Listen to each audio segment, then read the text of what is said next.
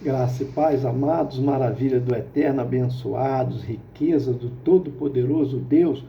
Você é joia preciosíssima. Mais um Café com Deus, com o pastor Maurício Loureiro. O café de hoje está lá em Mateus capítulo 9, versículo de número 18. Quero falar um pouquinho sobre adoração e oração, ok? Você sabe que o Café com Deus é uma porção da palavra de Deus explicada, oração por você e sua família, ok? Então lá em Mateus 9, versículo de número 18, quero te agradecer você que compartilha nossos vídeos, continue me ajudando, compartilhando mais e mais, é um poder de evangelização que é levado às pessoas, ok? Também curte os nossos vídeos. Começou, para você não esquecer, já dá aquela curtida, aquele gostei. Faça comentário também. Tudo isso o YouTube entende que é relevante e envia para mais e mais pessoas. E também se inscreva no nosso canal se você ainda não se inscreveu. Muito fácil. Embaixo tem um link. São as letrinhas azuis. Você clicou ali, vai te direcionar para o YouTube. Lá você clica em inscrever-se. Pronto, já está inscrito. Capítulo 9, Evangelho de Jesus, escrito por São Mateus, versículo 18, está escrito assim, ó. Dizendo-lhes ele estas coisas, eis que chegou um principal e o adorou, dizendo, minha filha faleceu agora mesmo, mas vem, põe-lhe a tua mão e ela viverá. Vai vendo aí, hein? Vou trazer na linguagem de hoje para você entender melhor. Falava ele ainda, quando um dos dirigentes da sinagoga chegou, ajoelhou-se diante dele e disse, minha filha acaba de morrer, vem, impõe a tua mão sobre ela e ela viverá. Aí é que está. Observe aqui que a primeira coisa que esse dirigente faz não é a última, é a primeira coisa que ele faz. Qual é? Adorar o Senhor. Amém? Ele adora. Ele não chega pedindo, tá? Ele não chega implorando. A primeira ação dele é adorar, é curvar-se diante de Deus, é render-se diante do Senhor. E em espírito de humildade, de rendição, de adoração, então ele faz o seu pedido. Amém? Adoração e fé. Presta bem atenção nisso aqui. Mateus capítulo 15, por exemplo, versículo 22 e 23, ele nos ensina algo aqui. Uma mulher cananeia, natural dali, veio a ele gritando, Senhor, filho de Davi, tem misericórdia de mim. Minha filha está endemoniada e está sofrendo muito. Mas Jesus não lhe respondeu palavra. Então seus discípulos se aproximaram dele e pediram, manda embora, pois vem gritando atrás de nós. Observa, eu creio que o motivo que Jesus não atende essa mulher, a princípio, é porque ela não vem adorando, ela vem gritando, certo? Ela vai diante de Jesus, apresentando primeiro a sua necessidade, diferente do principal da sinagoga, né? Do líder da sinagoga, um dos líderes, chefe da sinagoga, que vem adorando. Olha o que diz o versículo 24. Ele respondeu, eu fui enviado apenas às ovelhas perdidas de Israel. Ao invés de ajudá-la, ele começou a confrontar a fé dessa mulher.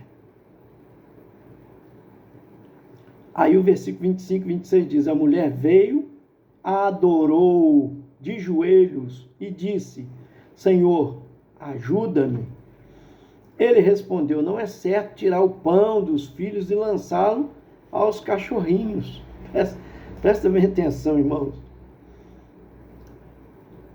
Quando ela começou a adorá-lo, agora que ela toma a posição de adorar, ele deixou de confrontar sua fé e passou a desafiá-la. Mas ela ainda assim não aceitou, negativamente a resposta. Tá? Versículo 27 e 28 diz que ela, porém, ela diz: sim, Senhor, mas até os cachorrinhos comem das migalhas que caem da mesa dos seus donos. Jesus respondeu: mulher, grande é a sua fé. Está vendo? Ele provocou a fé dela e a fé agora é apresentada. E ele diz: seja conforme você deseja, quer dizer, que aconteça segundo a sua fé. E naquele mesmo instante a sua filha foi curada. Observa. O milagre dessa mulher não veio até duas coisas ficassem bem definidas.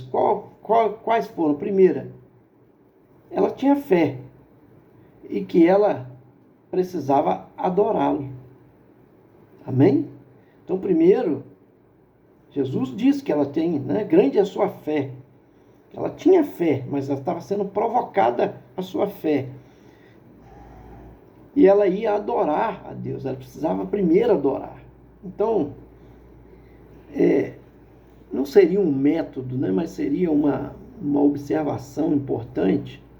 Antes de você pedir qualquer coisa a Deus, antes de você implorar qualquer socorro, você que está passando necessidade, passando problemas, enfrentando tempestades, vendavais na vida, seja o que for, falência, desemprego, angústia, enfermidade, a primeira coisa que se deve fazer é adorar a Deus.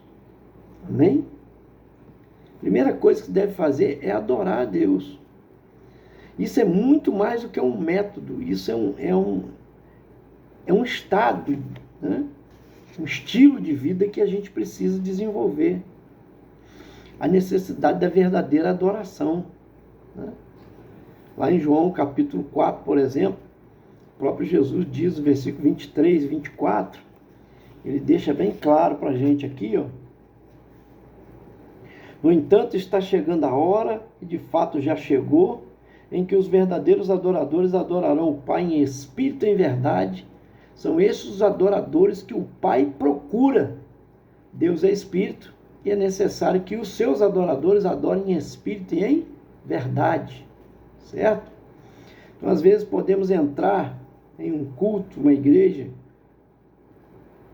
sem sentir um forte espírito de adoração entre as pessoas. Podemos também entrar e sentir também um ambiente de adoração, porque é percebido isso. Amém? É percebido. Quando há verdadeiros adoradores. Um homem, certa vez, contou que ele teve uma visão, que ele entrava numa igreja, que a igreja estava adorando a Deus, mas que, enquanto as pessoas estavam envolvidas no louvor e em profunda adoração, naquela atmosfera, Deus falou com ele e disse: vou lhe mostrar as pessoas aqui que realmente estão me adorando. Há uma luz em cada uma delas. O homem disse que toda aquela congregação havia apenas 3 ou 4 pessoas que a luz estava brilhando nelas. Então, muitas vezes as pessoas adoram por mecanismo, porque outras fazem. Ou muitas vezes a pessoa está ali num culto, mas a cabeça está pensando em outra coisa. Ela está cantando mecanicamente, porque ela já conhece o louvor, entende? Então é preciso despertar para uma adoração mais profunda. Essa é a verdade.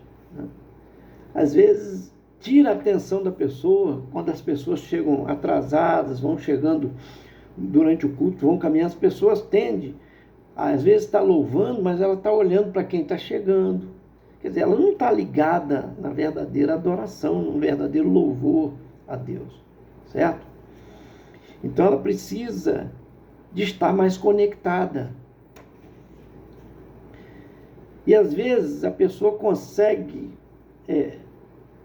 em casa, um exemplo, né? Porque não tira a atenção dela, é provável que ela em casa, uma dona de casa, por exemplo, louvando a Deus, ela esteja mais conectada na adoração do que algumas, não quero dizer todas, né?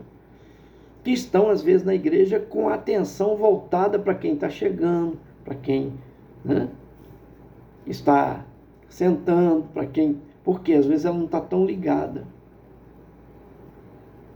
A igreja que usa até métodos que eu até não concordo, acho que é extremo, tudo que é demais, né, sobra. E no sentido de que fecham as portas quando começa o culto. Quem chega atrasado tem que esperar o louvor acabar para elas entrarem. A porta só se abre depois. Né? Não deixa de ser porque eu entendo até a posição da liderança que faz isso, até para preservar aquelas pessoas que estão dentro, para que elas não desconectem na adoração, no louvor. Mas é preciso também ter ações como declaração, né? Ações como declarações. Por exemplo, lá em 1 Coríntios 11, versículo 26, está escrito: porque sempre que comerem este pão e beberem este cálice, vocês anunciam a morte do Senhor até que ela venha, até que ele venha. Certo? Então é preciso estar envolvido na atmosfera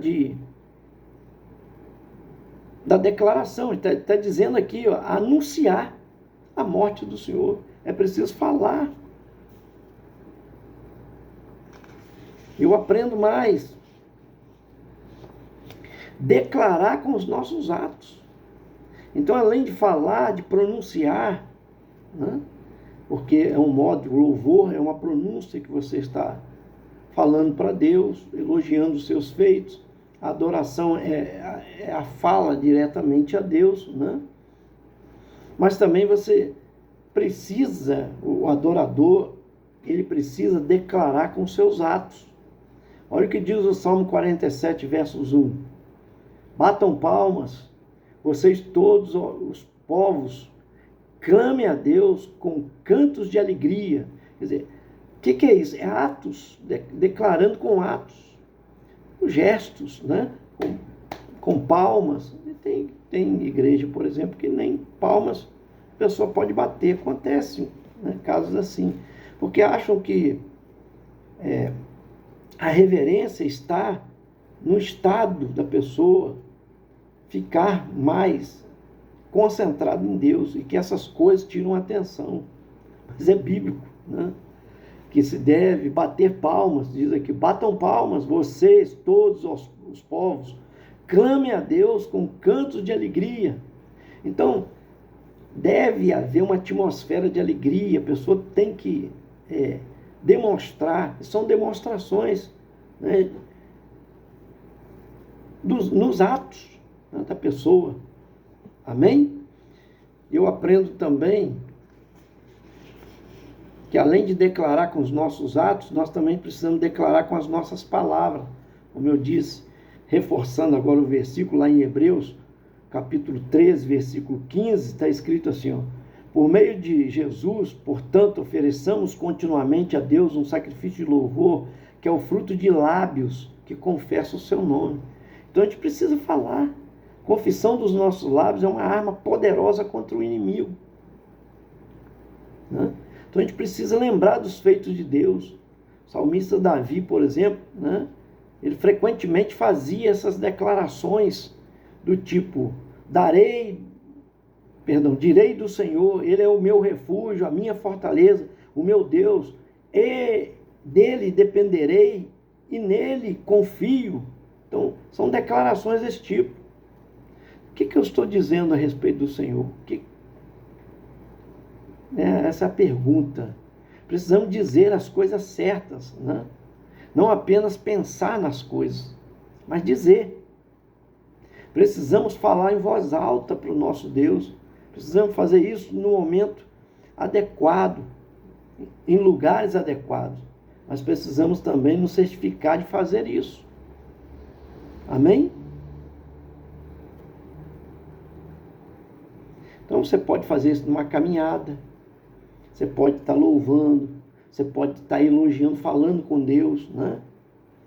Pode dizer para Ele: Senhor, o Senhor está aqui do meu lado. Posso fazer o que eu quiser. Posso fazer aquilo que o Senhor quiser que eu faça, né? Ou você pode dizer: Deus é bom, o tempo todo Ele é bom. Ele tem um plano para a minha vida. As bênçãos me perseguem, transbordam na minha vida. São frases que você pode dizer para Deus. Amém? Verbalizar suas ações de graça, o seu louvor, né? A sua adoração, a sua gratidão em voz alta. E existe também na adoração o poder de erguer as mãos. Olha o que diz a palavra de Deus para nós, ó. Ó Deus, Tu és o meu Deus, eu te busco intensamente, a minha alma tem sede de Ti, todo o meu ser anseia por Ti, numa terra seca, exausta e sem água. Quero contemplar-Te no santuário e avistar o Teu poder e a Tua glória. O Teu amor é melhor do que a vida, por isso os meus lábios Te exaltarão. Enquanto eu viver, Te bendirei, e em Teu nome levantarei as minhas mãos. Salmo 63, versos 1 ao versos 4. Então, gestos, a mão levantada é sinônimo de rendição, é adoração, gesto de adoração, mas quem levanta a mão é como alguém que é assaltado. Perdeu, aí você levanta a mão em símbolo de rendição. Quando você está levantando a sua mão, você está adorando a Deus, dizendo para Ele que você se rende a Ele, às vontades dEle, ao querer dEle. Amém? E entender que Ele é tudo para você. E aí também, você precisa fazer uma pausa, ou seja, anotei aqui, faça uma pausa, um intervalo para o louvor. Salmo 119, versículo 164, ele fala sobre isso. O salmista diz: 7 vezes por dia eu te louvo por causa das tuas justas ordenanças. Então, quer dizer, durante 7 vezes no dia ele parava para louvar o Senhor. Então, querido, você pode fazer isso no trabalho, ir ao banheiro, né? Se render a Deus, dizer: Senhor, eu te rendo, eu te adoro, eu te bendigo, eu te louvo por tua bondade, pelo meu trabalho, pela minha saúde, pela minha família. Você pode fazer isso, né? Constantemente, né? É uma maneira de você estar dando uma pausa durante os momentos, né, do trabalho. Você imagina um grande empresário, se ele fizesse isso, para encerrar, né, eu quero falar sobre isso aqui, se ele fizesse isso, se ele fechasse a porta do seu escritório, dobrasse o seu joelho, né, porque é uma coisa também que eu ainda vou falar sobre dobrar o joelho, mas vamos lá, que também é uma atitude de adoração. Se ele, imagina, dobrasse o seu joelho, levantasse a sua mão e dissesse: Deus, obrigado por tudo que eu tenho, por tudo que o Senhor tem me dado. São bênçãos que o Senhor tem providenciado para mim, e eu não teria nada disso se não fosse o Senhor. Gente, como o dia seria muito melhor, como muitos problemas deixariam de acontecer, não é verdade? Porque a Bíblia diz: busque em primeiro lugar o reino de Deus e a sua justiça, e todas as demais coisas vos serão acrescentadas. Em Mateus 6,33 fala sobre isso. E quase finalizando aqui, por que se prostrar? Né? Por que também dobrar o joelho? diante de Deus. Daniel capítulo 6, versos 10 diz: quando Daniel soube que o decreto tinha sido publicado, foi para casa, para o seu quarto, no andar de cima, onde as janelas davam para Jerusalém, e ali fez o que costumava fazer. 3 vezes por dia ele se ajoelhava e orava, agradecendo ao seu Deus. Sabe que isso é um decreto por inveja, né? Para que não pudesse pedir a nada, a ninguém, a nenhum Deus, a nenhum favor a ninguém, a não ser ao rei na época, ao imperador na época, né? E o que eles fizeram esse decreto? Porque não achavam defeito na vida de Daniel para o acusar. E Deus o engrandeceu de tal maneira, o seu chefe, o chefe deles, o maioral, o imperador, colocou Daniel como chefe de todos eles. Então estavam invejados pela posição de Daniel. E como não achava nada, sabia que Daniel tinha costume de orar. Daniel não escondia isso, porque ele fazia isso de janela aberta. Veja que janela aberta, virado para Jerusalém, já tinha um costume de fazer isso. E quando saiu o decreto, ele sabia do decreto, ele não fechou a janela. Ele fez o que estava acostumado a fazer, foi adorar o Senhor. Então, em meio ao confronto, ele não temeu, não teve medo. Ele teve temor a Deus, tanto é que ele não deixou de se curvar e adorar. Amém? Então eu aprendo quando a gente se prostra, né? E aí é que está a coisa, gente. Às vezes a gente se pergunta, eu prego, às vezes falo sobre isso, muita coisa poderia ser evitada, ou muitas vitórias, né? E Deus poderia desviar até muita coisa de mal que viria sobre nós, e nos dar a vitória também, muito mais rápido, vamos pôr assim, se nós aprendêssemos a ser adorador em todo o tempo. Porque às vezes a gente adora a Deus, né? Ou busca Ele quando a coisa aperta. Essa é a grande realidade. A maioria das vezes que a gente busca Deus é quando vem uma enfermidade, vem um problema emocional, vem um problema conjugal, vem um problema com os filhos, né? Quando vem um problema de falência, um problema financeiro, a pessoa lembra de Deus e vai adorar Ele, vai buscar Ele e tal. Mas se, quando a coisa está boa, ele aprendesse que ele precisa continuar adorando a Deus, porque ele foi feito, nós fomos feitos para isso, para o louvor da sua glória. Entenda bem, muita coisa seria evitada. Por quê? Porque Deus pode livrar o mal que vem para nós, porque Deus não manda mal para ninguém, mas Ele sabe quando o mal está vindo, Ele poderia livrar, mas Ele permite muitas vezes, porque Ele fala, assim pelo menos terei um relacionamento com Ele, ou com ela, porque agora ela vai me buscar, ele vai me buscar. Entende? E Deus não é aquele que fica jogando na cara, fala, agora que você está precisando, você me procurou. Não é isso. Deus ama o relacionamento. E quando a gente busca Ele, né, e infelizmente é uma realidade, a maioria das vezes é quando nós estamos passando aflição, angústias, dores, né, perseguição, e aí que nós buscamos mais.